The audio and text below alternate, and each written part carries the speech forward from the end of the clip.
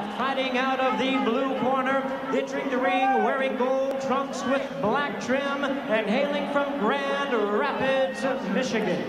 He weighed in at 224 pounds. He is undefeated in his campaign as a professional with 20 wins, no losses, 2 no contests, with 6 wins coming by way of knockout.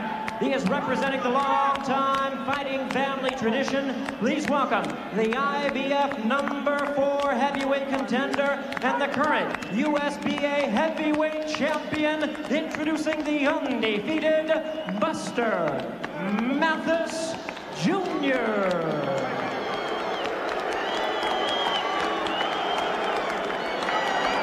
And his opponent across the ring in the red corner, really needing no introduction the world over.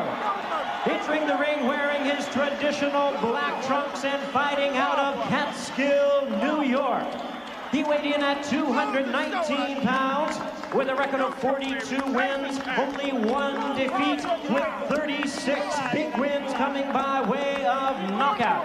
He is the youngest ever to win a heavyweight title and the last to unify it in the ring by beating the champions of the WBC, WBA, and IBF. Currently ranked the #1 contender and continuing his quest to regain his titles, please welcome the former undisputed heavyweight champion of the world, the one, the only, Tyson. Once again, a referee in charge, Frank Cappuccino. Good evening, gentlemen. You were both given your instructions. Protect yourself at all times. Touch close. Clear it up!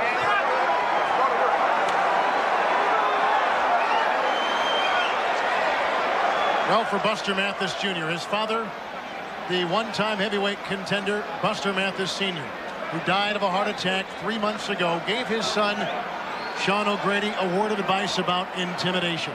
Yeah, he said, even if you can't be a champ, you can make a lot of money. This business isn't always about hitting or getting hit. Get in there, box, and move.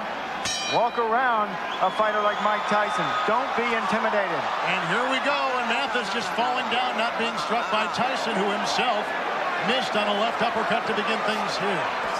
He ran right at Mike Tyson, much like Peter McNeely did, which he thought was interesting. Said Mike didn't handle pressure too well. Well, this is interesting because that's like a lamb walking to the slaughter. He ran to the slaughter. Well, he was surprised that Peter McNeely was able to back up on Mike Tyson, and that's what he's trying to do. Put him back on his heels. A fighter doesn't have as much power backing up. Oh, and another missed uppercut by Mike Tyson. Come on, get them hands loose. One of the things that the strategy involved with Buster Mathis Jr. tonight, be defensive. And again, Tyson continues to miss.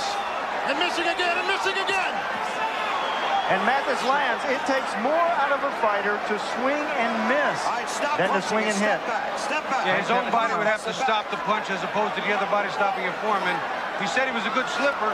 So far, he's lived up to it. Mike was a bit wild in the Peter McNeely fight back in August.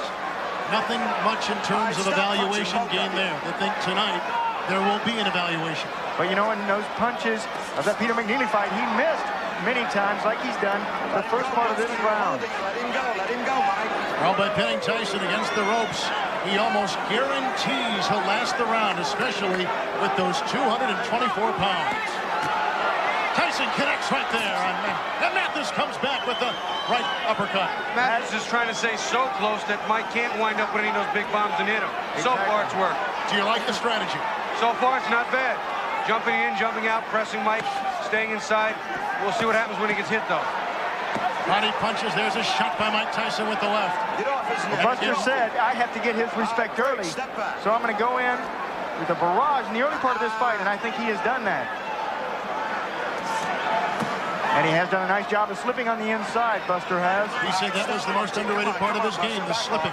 Yes. I have seen him in fights before where he wasn't slipping, where he did get hit. But tonight, he's doing a good job slipping. Tyson missing again with the left uppercut. Tyson really trying to swing from the third row. Step back, Buster.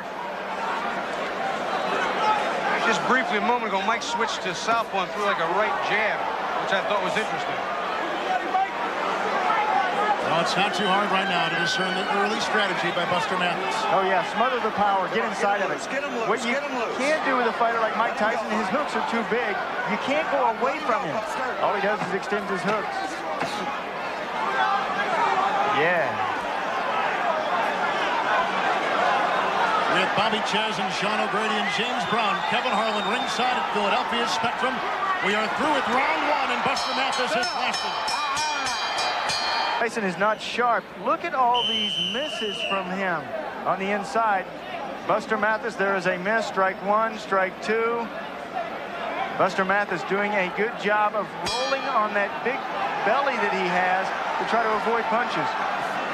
Here comes Tyson now, connecting with the left jab and coming with the right, and again, he is crowded by Mathis. You notice that Mike this time, instead of coming out throwing hooks, which Buster can get under, came out jabbing, setting up the jab. Even a short man can be effective with the jab. Mathis picked off some of Tyson's shots with his glove and made him miss with his movement. That slipping we talked about before. And again, Tyson coming and missing again with the left hook. But swinging with a lot of power. Swinging and missing, Mike Tyson. Says that he is physically stronger now. Oh, low blow from Buster Mathis. Mathis had to do something to take away that barrage from Mike Tyson. He didn't want to be intimidated. Bobby Chez, what about the size, the height of Mathis and Tyson going up against a guy almost shorter? Well, you know, that's a funny thing, because I used to tell people, listen, if I ever go up to heavyweight and I fought Mike, I'd get underneath Mike. He'd have to punch down at me, which is something he's not only not used to, but not as good at. And you're going to see some quick combinations by Mathis. With the combination right there, and that's exactly what Mathis is doing. There is no quit in Buster Mathis. Game young man. And he's taking it to Mike Tyson. Tyson's the one trying to hold on. No one thought that Buster Mathis Jr. would last through round one. He has done that, and he is halfway through round two. Now, as we spoke about before, the jury's still out until he fights a top contender. Well, some of his detractors may say, wow, Buster Mathis manhandled him at points. Mike isn't the Mike of old. Tyson misses again with the left. From the southpaw stance. And he comes with the right. And Mathis comes back. Game kid. Buster Mathis loves the uppercuts. There's his best punch. Watch on the inside. You turn your palm in and throw that uppercut. Both of them trading them.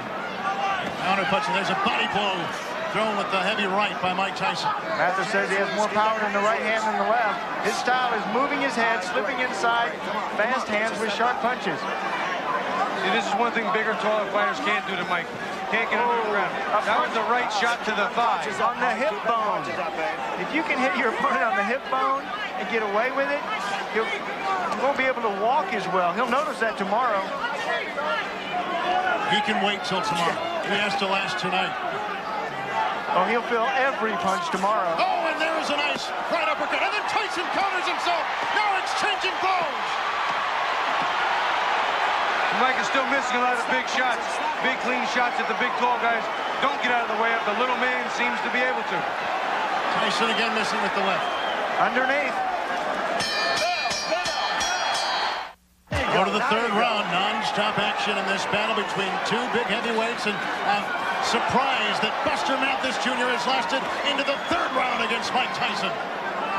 I think he's got Mike a little mad now. Mike seems to have a little bit different attitude. He's got to work him behind the jab. I can't believe I'm saying this, but Mike Tyson's to step back and jab. Yeah, they're telling him between rounds. Jay Bright saying 5, 6, 7 punch combinations behind the jab. Whoa. Tyson missing twice with the right. Oh, and Mathis felt that right there, and again he plows into Tyson in the ropes. Tyson said, no matter what happens tonight, trust me, I'm going to give you something special. He's giving Buster Mathis a lot special.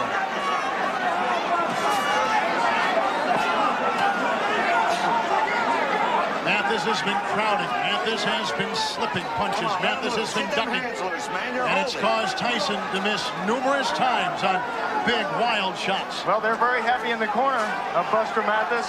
They know that Mike Tyson has 27 KOs in the first 3 rounds. So you have to get past those first 3. Joey Ferriello in his corner. Frank Cappuccino separating the two. They're staying close. Down low once again with the right uppercut goes Buster Mathis. See, this is going to turn into a little bit of a wall. Duck, duck, duck, come inside, hold on. Duck, duck, duck, broken punches, hold on. It's going to become a little bit of a waltz now.